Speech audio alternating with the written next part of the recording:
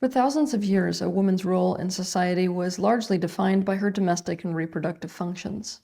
There are always exceptions to any rule, but for the most part, women have played the supportive role to other people in their lives, and they've been defined by their role in other people's lives. Their relationship with other people, whether it was their family of origin, or their husbands, or their children, was about supporting them.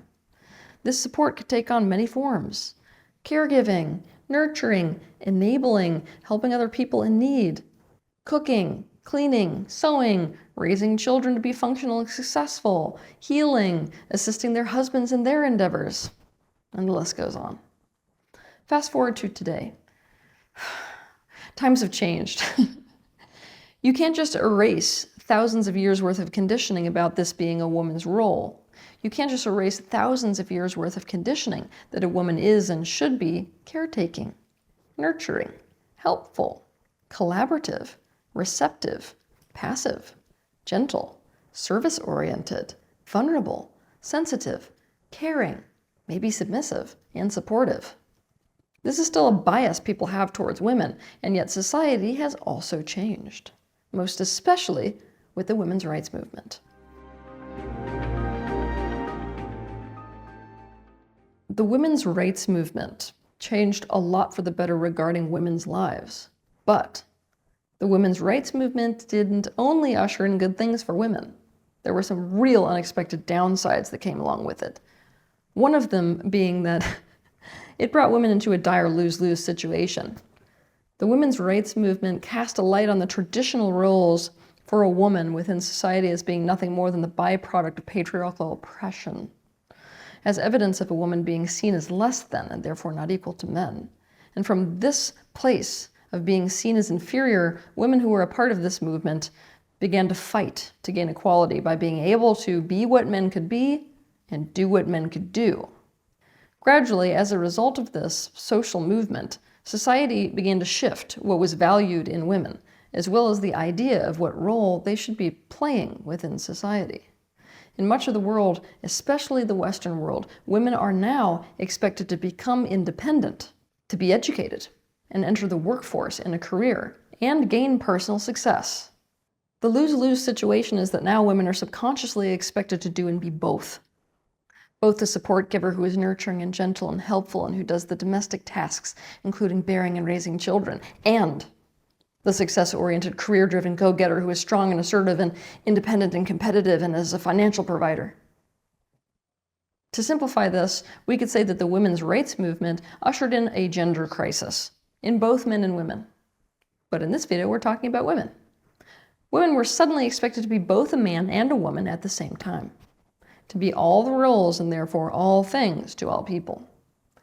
Now, in reality, a woman cannot be stretched so thin as to be able to do this. However, if a woman chooses to be one or the other, she's damned either way. A woman is damned if she chooses to be success-oriented and career-driven in today's society, which was built by men for men. If you want to learn a bit more about this, you can watch my video titled "Why Successful Women Struggle to Find Love." But for the sake of this conversation, let's look at how a woman is damned the other way.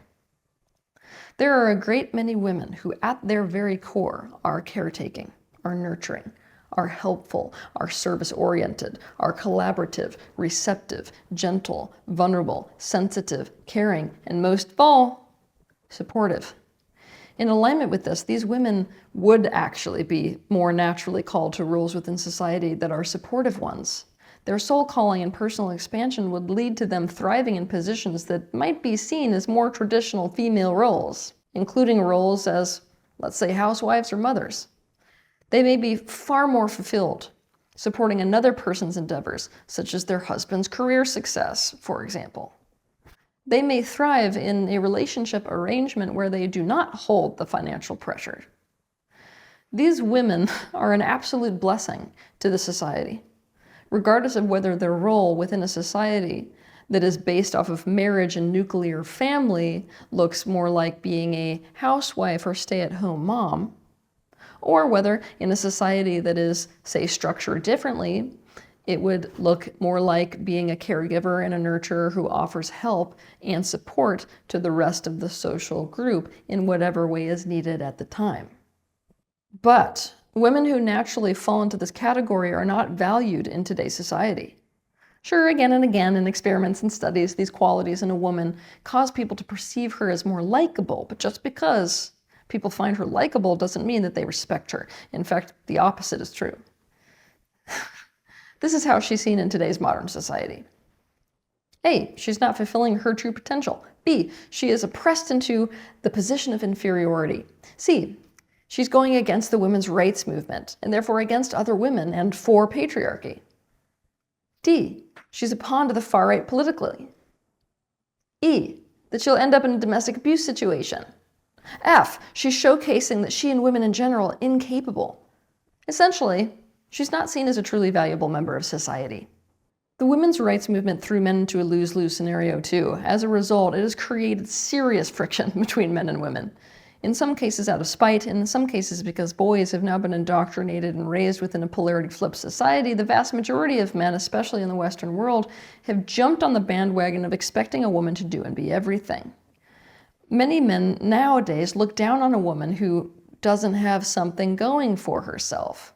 Of course, this means a woman whose authentic calling quite literally is about supporting others. Many men are now looking for a woman who will pull her own weight financially and who is driven for personal success in some way. It is far harder in today's world for a woman who falls into this category of being a natural supporter to find a relationship that works for her. She is looked down on, and as a result of this, in order to be valued within society, feels that she has to go against her true authentic nature. So many women are suffering, and badly, because they in fact do fit with the more traditional roles that women held over the last centuries, but now they can't be valued in these roles. They're made to feel bad and wrong about themselves, and they end up going against their own personal nature. Nor can they find men who want to enter into relationship dynamics that enable them to be in those roles. And men are suffering because of the fact that so many men need this kind of support and want that, but they're afraid to admit it to themselves or other people because it's seen as so wrong and bad to want that, especially from a woman. Woohoo! And they find it very hard to find women who want to do it, right? Why would a woman want to step into this and admit she wants to do this when all of society is crapping on her for it? Children are suffering greatly because of this as well. Basically, the supportive woman is now stigmatized. This conundrum that supportive women are put in will only change when we change a great many things. First and foremost, we need to change our attitude towards women who exhibit these character traits that are now synonymous with support. We need to deeply recognize their value and, by doing so, enable them to be in the positions and roles that suit them best. We have to stop making people, especially men in this case, bad and wrong for needing and wanting a woman in their life to fill this role. We also need to stop politicizing people's lives, including the lives of women who are choosing what people are calling traditional wife roles. And we need to open our minds up to possibilities. If you look back over time, there were many roles within any kingdom or within any society, and many different roles that offered a man or a woman esteem. There are so many different expressions of both masculinity and femininity. What's important is that we find our authentic expression and whatever role fits in with that. It is critical that society supports exactly that rather than spending its time trying to cram people into boxes, which, believe me, it spends an unbelievable amount of time doing. Something that was recognized back when the feminist movement was started is that not every woman is born for her expression to fit into the current model or to be in the role that we expect her to be in. But guess what? This is as true today with our current model as it was with the 1950s housewife model. And it is going to be much harder for women to break this current limited paradigm and all of the pain it causes if the rest of us won't break it, both with and for them. Have a good week.